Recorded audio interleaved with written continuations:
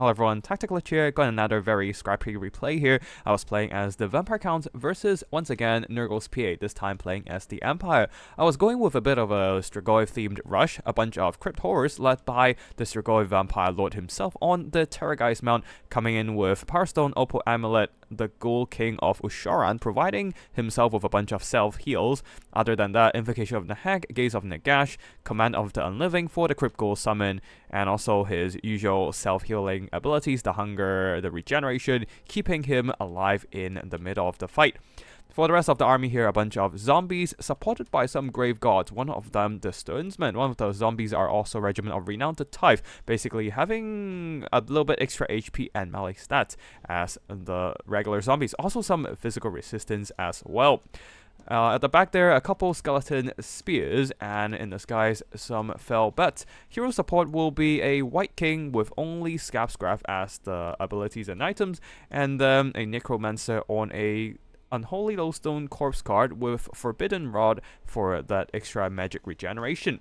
On the other side of the battlefield for the Empire Army, a ton of firepower. Actually, a front line of spear with shields, one of them the Regiment of Renown, immune to Psychology, Grundle's Defenders, backed up by a ton of archers, a ton of free company militia. These are actually really good against Vampire Counts because they have decent melee stats, so if they are being hit by a zombie summon, they can still hold their own in melee combat and then just beat the zombie summon and keep firing afterwards.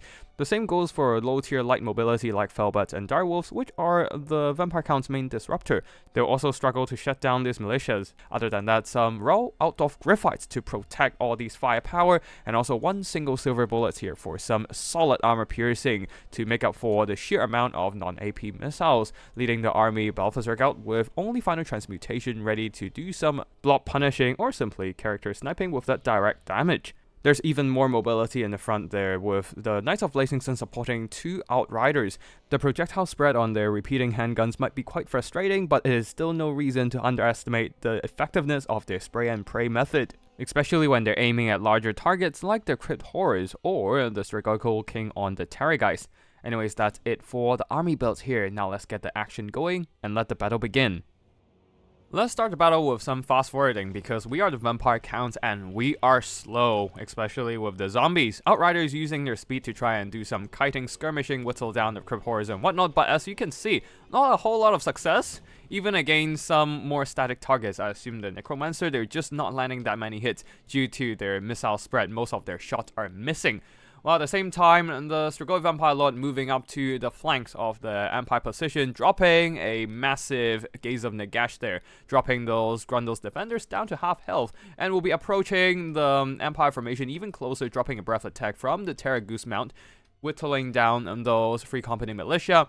And the Outriders probably would be better off starting to shoot at the Strigoi Vampire Lord with their missiles, since they are having a much easier time hitting the much larger hitbox of the Strigoi Vampire Lord. Now in the front line there, units of the Vampire Counts are getting close. Scabscraft onto the Grundle's Defenders, further whittling them down because I do want to weaken these Regiment of Renown Spears who do have immune to Psychology and will be much harder to rout. Grave Guards are charging into the Empire front line, and the Spears will not be holding up for long in this fight.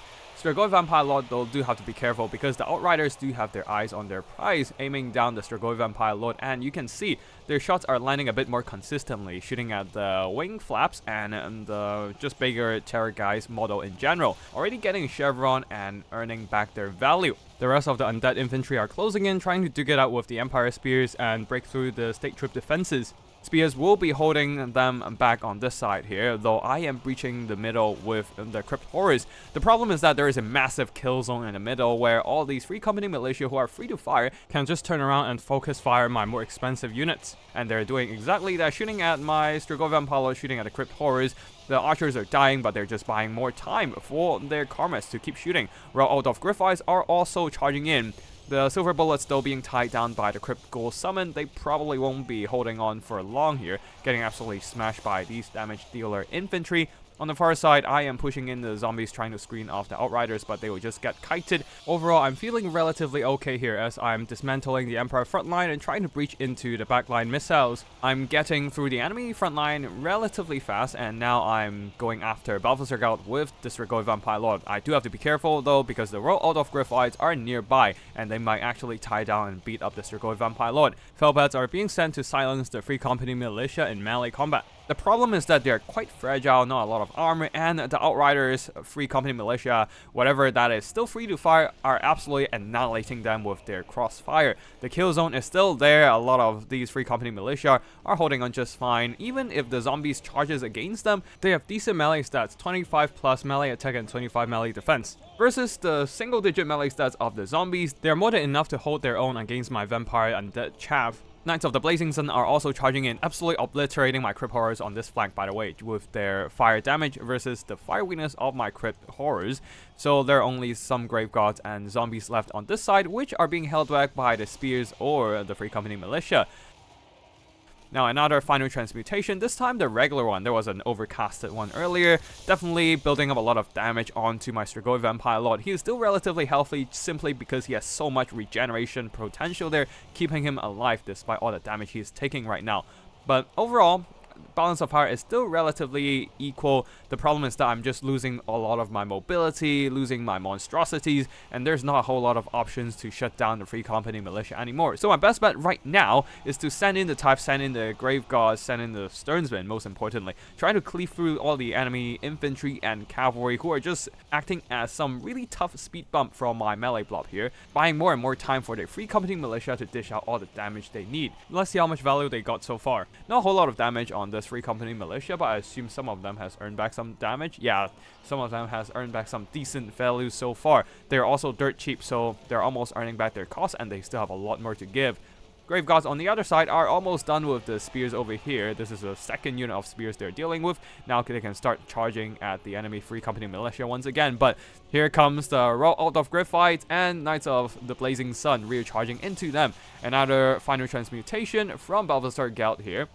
He has taken some damage from the Strigoi Vampire Lord, just probably trying to drop in as many spells as possible before he goes down eventually to the enemy Lord Snipe. There's a lot of anti-fire waiting for him. The Free Company militia Outriders are now free to fire at my Strigoi Vampire Lord now that there's no more mobility to keep them pressured. I most certainly should have sent in my Felbats against the Outriders to keep them moving instead of sending them to die against the Free Company militia. That was definitely a mistake targeting on my end. Right now, that decision is definitely biting me in the back, as the Outriders, Archers, Free Company militia all focusing fire onto the Strigoi Vampire Lord. I'm dropping in another Gaze of Nagash onto some enemy cavalry, but not doing a whole lot of damage.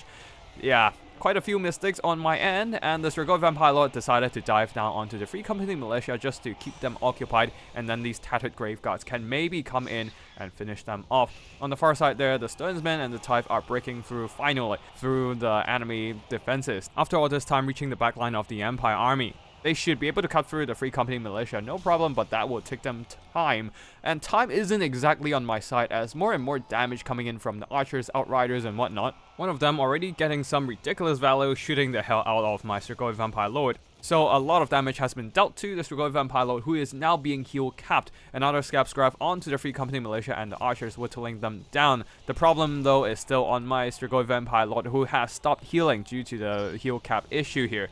And the Outriders still have some ammo here, firing point blank into the Strigoi Vampire Lord, and have no way to deal with them right now. I'm just focusing on Balthasar right now, trying to take out the Empire Lord and give the entire army a morale debuff. The Strigoi Vampire Lord is still a powerful melee combatant, and he is getting the job done. Balthasar Geld is out, and the Empire troops are having some leadership issues. A lot of them have flashing flags. The problem, though, is still these Outriders still standing around with nothing to really threaten them. No mobility on the Vampire Count side to catch up with them, so they're just firing torrent of armor-piercing missiles onto the Strigoi Vampire Lord, who is trying to mitigate some of the incoming damage with the Opal Amulet and just juking a little bit back and forth, though the Outriders won't let him go away that easily.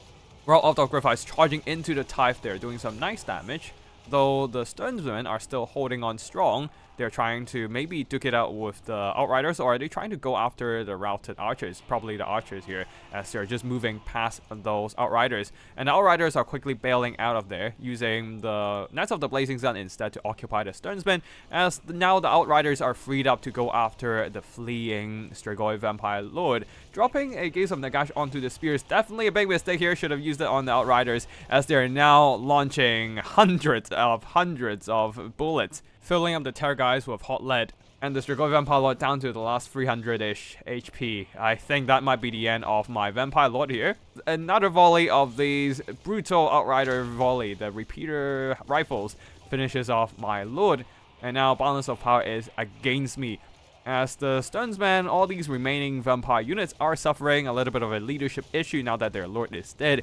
First scout goes down, then my Strigoi lord, how the turns have tabled. Out of Graphite, Psycho charging down the Tithe here, and then the rest of the units are just gonna form some Crossfire kill zone, keep firing and whittling down the rest of my infantry. The Sternsmen have heavy armor, shields, and regeneration, but that is still not enough to deal with all these Free Company militia. The sheer volume of missile fire, that is just too much even for these regiment of renowned grave gods. My single entities are still there, especially my White King is still very much healthy. Maybe he can grind through all the infantry and win. It's just gonna be pain for both sides if I just drag it out with the single entities, and my opponent did outplay me with the missile plays, the torrent of fire devastating my ranks and my lord. So I threw in the towel, and that was a well-deserved victory for Nurgle's PA. Very well played to my opponent, Nurgle's PA. Overlapping zones of fire from all these archers and Free Company militia managed to whittle down my monsters, especially the Strigoi Vampire Lord, and I definitely underestimated the power of the Outriders. I thought their missile spread is going to be too inaccurate to do substantial damage, but when they're shooting at a big target that is flapping his wings, flying in the skies, surely they can do some really good damage, as they expanded all their ammo, punching through the armor on my Strigoi Vampire Lord and his Terrorgeist, getting basically double their worth and then some more. This one probably getting over 3 times their own worth. As for the rest of the army here, the cavalry also did some good work running down my Crypt Horrors, though the silver bullets had been shut down early. The Royal Aldorf Graphites didn't do that much damage, but most of the heavy lifting was done by the Outriders and the missiles already. Balthasar Gelt also did some really good direct damage, using those final transmutations to directly damage my units. The infantry didn't do a whole lot of work, just delayed my melee units long enough for the missiles to do all that work, and some of the archers have been sacrificed as a result as well, just to buy more time for the Free Company militia and the Outriders to shoot. Now for the vampire counts here, the Strigoi Vampire Lord tanked a ton of damage, heal capping rather quick due to all his healing while taking a ton of damage. His healing was actually fast enough to keep up with all the missile damage he has been taking.